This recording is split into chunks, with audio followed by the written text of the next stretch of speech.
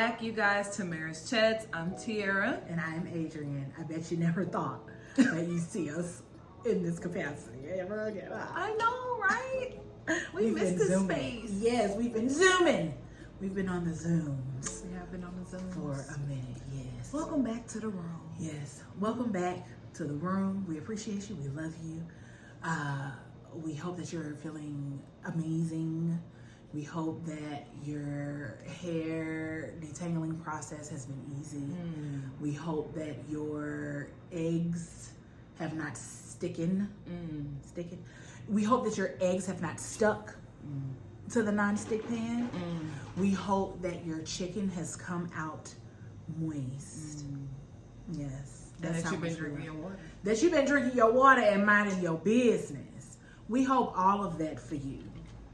Well, Sierra got but I got some aqua fresca. It's the word water is in there. Is it water? Maybe. I don't know. It's flavored. It's made with some. Yeah, it's made with some water up in there. But that's just how much we appreciate and we love y'all. Yes. Welcome back, as Tweet said. Housekeeping rules. Don't forget to like, comment, and subscribe. I didn't jack it up today. Don't forget to do those things so that you can be in the loop on all of the things that we do and who we are and those things. Right. Yeah. Right. Yeah. So, we got a couple things. Would you want to do a love bite? We should do a love bite. We should do a love bite. Let's go ahead and bite on that love. It's a cultural divide. I'ma get it on the floor. You really about to do it? 40 acres in the mule. This is bigger than the music. You really about to do it? Yeah, they tried to rig the game, but you can't fake influence. Think it like that. Hey, I'm tripping, I'm sliding, I'm riding through the back like fuck. What's that on a beat, bro? Beat, bro, rap, he a freak, though, man, damn, I'm like ambulance, tell him breathe. Then them boys get across, they walk around like peas. What's up with these Antonio? Trying to see Compton. That was cute. That was. And I love that couple. I've been following them for a minute.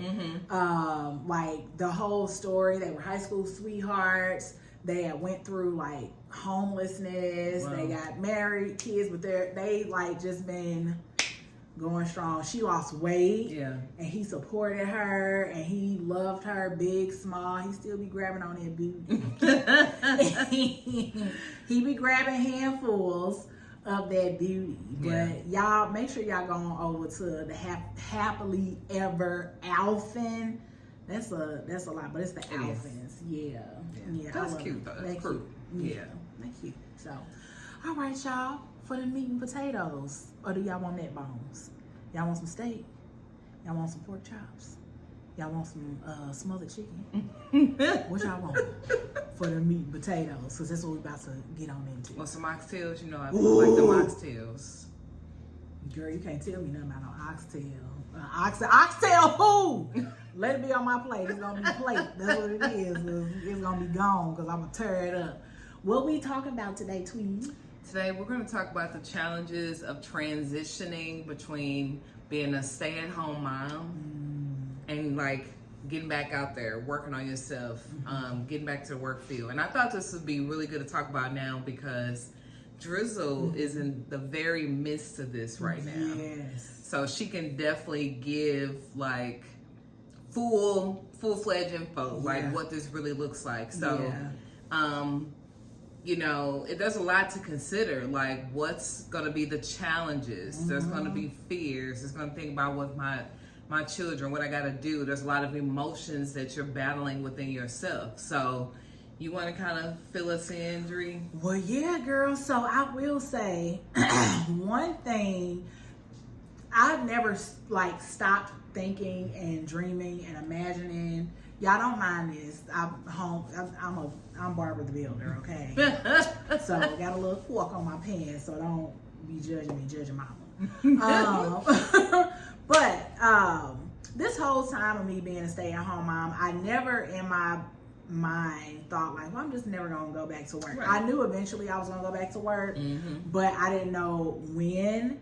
But then we had a second child, and then the challenge was, who gonna watch these kids? 2 children. Who gonna watch both of them? One's a baby, one's in preschool. Who gonna go get the one from preschool? Who gonna watch this infant? Yeah. Like it was just a lot. And then my family is like, the majority of my family is in Dallas. Mm-hmm. The majority of Cortez's family is here. And we do have, some support, and we have our friends and stuff, but like, we don't want to interfere with anybody else's, like what they have going on. We ain't trying to like mess up nobody else's stuff. Yeah. So a lot of the times, like for me, the biggest challenge was like asking for help, especially if I needed time just to myself. Yeah. Or if I needed time to like go, even if it was for a job interview, I'd be like,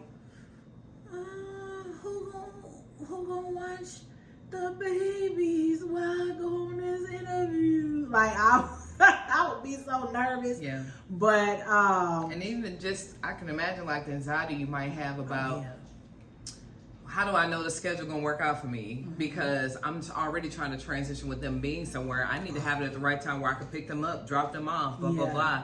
Especially if your spouse's schedule is not the most flexible. So it's just a lot to think about. Because that was definitely something that was a big challenge. Cortez, being that he's a mail carrier, Yeah. he would go in at about 8:30 in the morning, and he would be scheduled to get off at 4:30. But if he's like, oh, they pulled me in for like overtime, he might not get off until 6, 7. So then I'm like, well, dang, if I gotta like work, what are my work hours gonna be like? And then when they got like of school age, do y'all know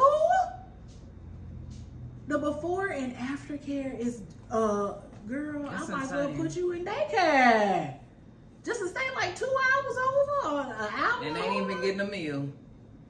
Ain't getting no meal. They might get a little fruit snack, but that's it. And it ain't like they offering like some dance classes or No, they ain't something like offering that. nothing. It's just for them to sit there. Yeah, just for them to sit there and wait until their parents get off work. So like that, that was always something that like brought some kind of anxiety about me. But now both of them are in school.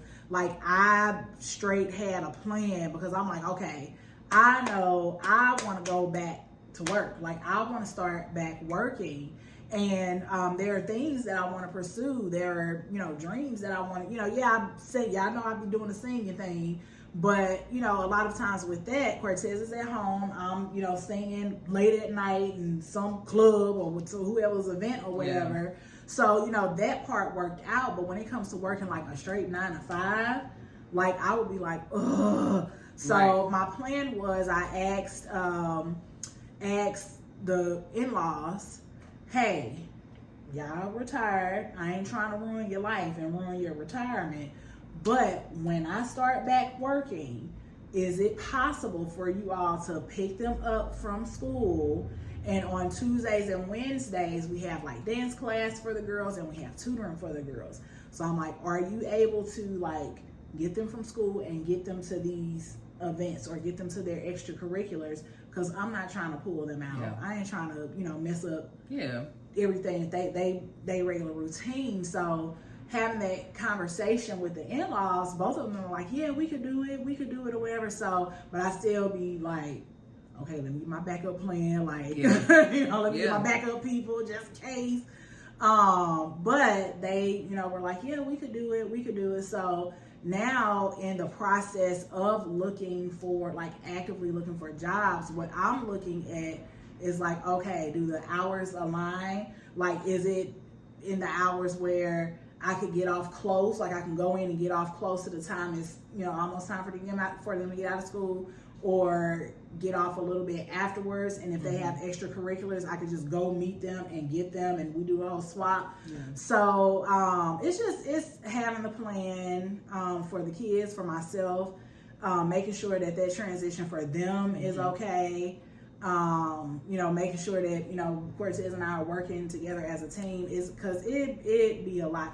Y'all mamas, they be out here working and been working since y'all babies was babies.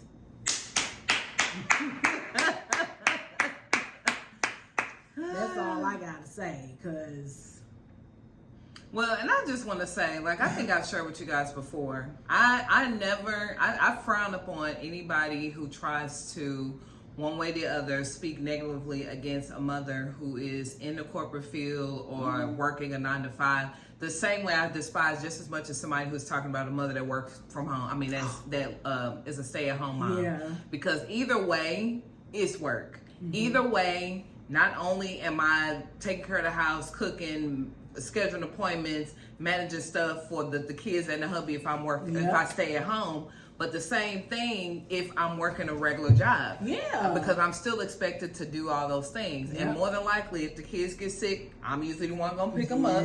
I'm usually the one going to take them to the doctor. I'm usually the one making the appointments. I'm usually the one figuring out the taxes. I'm usually the one figuring out the bills. So I want to say to the moms who are working 9 to 5, and if you're a stay-at-home mom, because either one is honorable. Either one, you deserve respect, you deserve appreciation. So I hope you're getting it because you do a lot. Yes. And I think a lot of times we don't take back to really look at what we do for everybody else and take that moment to step back and say, okay, I need to do something for myself now. And it could be the smallest, minorest thing.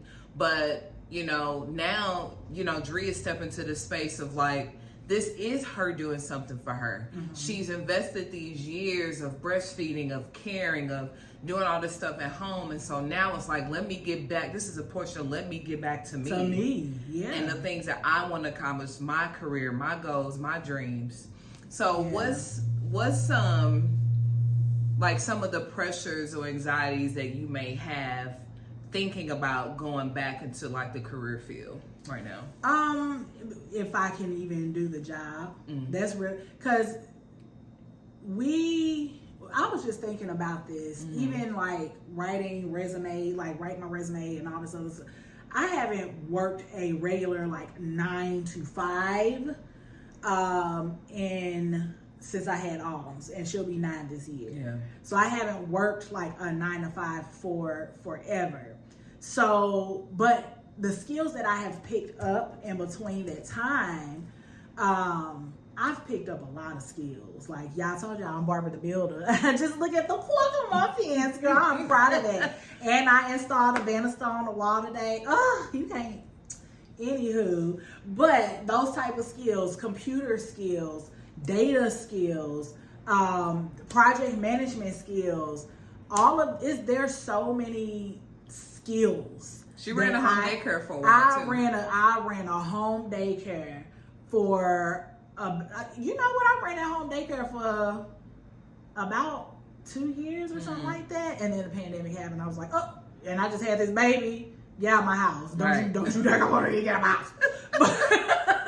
But I ran a home daycare for a little bit. But the thing is, like, even though I have all of those skills, when you look at these job postings on these sites and stuff, they're asking for like, oh, you need experience in this and experience in that. It's like, well, I got the experience in this, and I have the experience in this, and I have the experience in this, but it's like the experience is not what they would deem a professional environment for a skill. But it's like, do you know what it takes to run a household?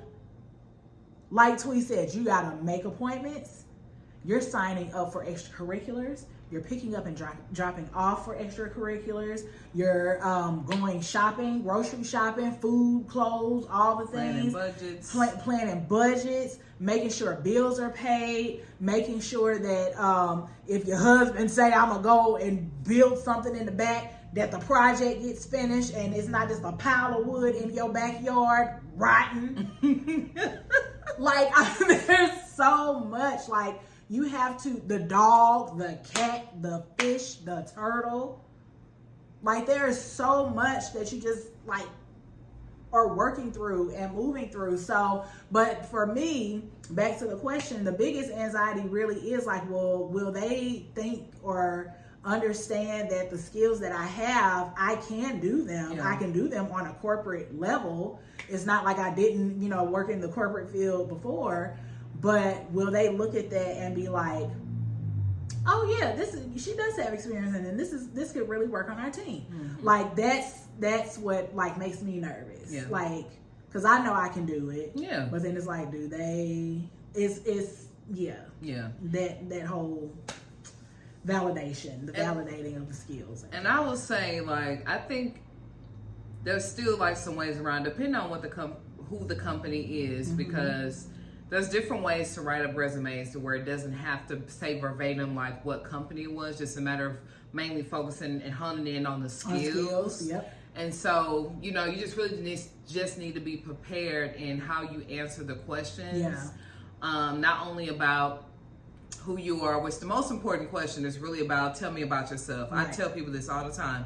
That is the most important question. That is the selling question. That's the first thing they ask you. And they're not just asking you like your regular personal stuff. They want to know, they want you to sell them with this question about you and those skills and what you can do and the type of person that you are. So between those and basically just being able to excel at those questions, that's really all you need. Yeah. That's all you need. Yeah. So have you, you know, during this time, I think it's like extremely important to be able to communicate your thoughts and your feelings to, you know, Cortez and really be able to talk to him about this, because I'm sure there's a lot of different emotions going on, you know, not only just like the anxieties of thinking about you and what this means for you getting out there and what this job is going to look like and can I get a job? Right. But just thinking about like, you're also separating now from, I mean, you're still mommy, you're still going to be there, but now you're not like there all the time. Now you've got to get into this new space of a working career for yourself. And that itself can be challenging because it's like, okay, now I really got to get back to thinking about myself, what I want. Where's my balance to make sure that I'm not too much on myself? Like, I don't want to be selfish. And I think, you know, some people may be even worried about that. Yeah. Where at the end of the day, we still have to remember that taking care of you is still the most important. Very much so. And so if you're not happy, nobody else around you is happy. So all the while those dreams and goals in the back of your head, like, yeah, you do what you got to do for the moment, but the longer you sit in that unfulfilled place with no joy, no peace, not what you want to do, not fulfilling your purpose in the world, it's not going to help your household in the end. You still have to do what you want to do. Right. And I think it's even more important too to do something that you really want to do instead of just getting something just because now you got all this pressure. Oh, we really do need the second household income or whatever. Yeah. Do something that you want to do that's part of who you are and what you're meant to do. Yeah, yeah. And I know for me, I at one point, like when I was just applying for jobs, I was like, well, I'm just gonna apply for this job. Like y'all, about two Christmases ago or 2-3 years ago, I was just like, oh, let me go apply for UPS. And I worked there for like 2.5 months. Yeah. And then I was like, all right, this is for the birds. I just made my Christmas money. See you later, bye. Right. like so I've tried to make sure that I wasn't like extremely picky, but at the same time, like Tiara said, like I wanted to make sure that I was true to me. I didn't want to just like, even now, because now I'm more so like focused in on something specific. I don't want to just take on any job.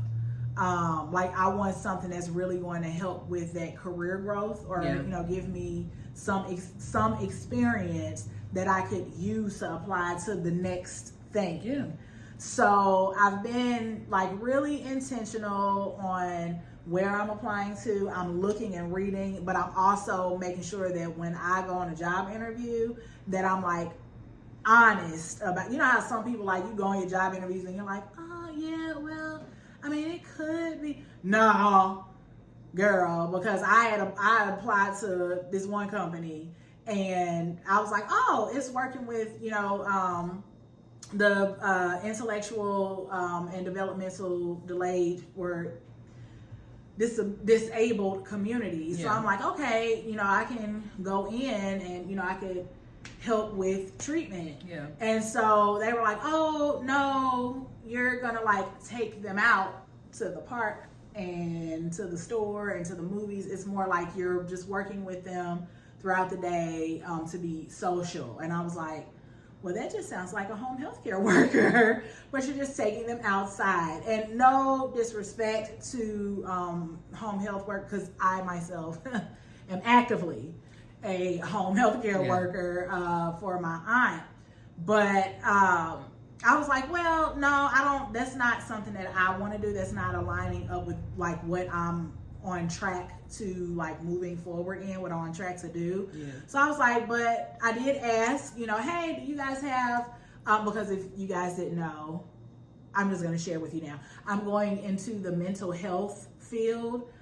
So I am pursuing a master's, and I just told Tweet, because this is the final one. I'm pursuing my master's in social work so that, thank you, so that I could offer therapy services to children, and also add like creative expression therapy. So music therapy, because music background, art therapy, play therapy, things like that. Yeah. But I also, like, before I had even made that decision, I was like in the direction of I wanted to be a behavior analyst, and a lot of the times they work with people or communities who that are autistic or on the autism spectrum. So I was really moving forward in that direction, and I still like want to get experience in that field, because I do still want to work with children with developmental disabilities. But I really do feel more, I have a stronger calling towards helping like children work through things differently. Girl, what was I saying? ADHD. What was I saying? Was it the talking about? Girl, what was I saying? We're just talking about like your purpose, your calling, and do what you really want to do. Yeah, that's what it was. Sorry, guys. But yeah, so I really do feel like that is the calling for me. Yeah. Because it brings like joy, it sparks that feeling, because it's something I've always wanted to do, but I was just like, no, I'll go this way. So I've been fighting it for a long time, but now I'm more decisive in what I'm moving forward in. And I don't want to waste no time. I don't want to waste my time with nobody else's time. I done told y'all before, I don't like repeating myself. That's beautiful. Well, I'm so glad that you were willing to share with us, Dree, and be able to connect to our moms who may be transitioning or thinking about transitioning, and just trying to think about the process and the thoughts and the emotions and feelings that you may have behind it, and knowing that you can get through this. You need to do it. You need to do it for yourself. And I understand everybody has a certain time. You want to make sure your kids at a certain age. But once they get to that place, do what you need to do for you. That's the overall goal. And there are a bunch of different outlets out there. If you already have like deep, great corporate experience, the Mom Project is a great resource. It's a website that posts jobs for moms, whether you're coming out of being a stay-at-home mom, or you're a working mom and you just need something that has a little bit more flexibility, that works with your schedule. So I'll make sure to post or add the Mom Project down there in the bottom if y'all want to click on it and check it out and see.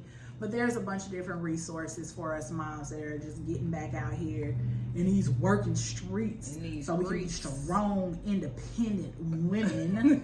Okay. So just make sure y'all go check that out, and we both encourage you and support you on your journey to just in your transition. Absolutely. Yeah, guys. Well, are we gonna wrap it up here? We're gonna wrap it up here. Y'all, that's all we got. I ain't got no more. We love y'all. We do love y'all. Don't forget to like, comment, subscribe. Go ahead and add down in the comment section what you think about this whole transitioning from stay at home to working. What are some conversations that you and your spouse are having? What are some jobs that you are looking at? See if y'all can connect on down there in them bottom parts. Give some words of encouragement. Absolutely. We love you and we support you all the way. Okay? And let us know what you're doing. If you're making moves, if you're in that process and you're going into a field you always want to do, share with us what that is. What is your calling? Yes. Yeah. Well, before we get out of here, like we always say, a good thing is not hard to find. But it takes work to keep it. Don't you forget it. All right. Until next week, we love you. Bye. Bye, guys.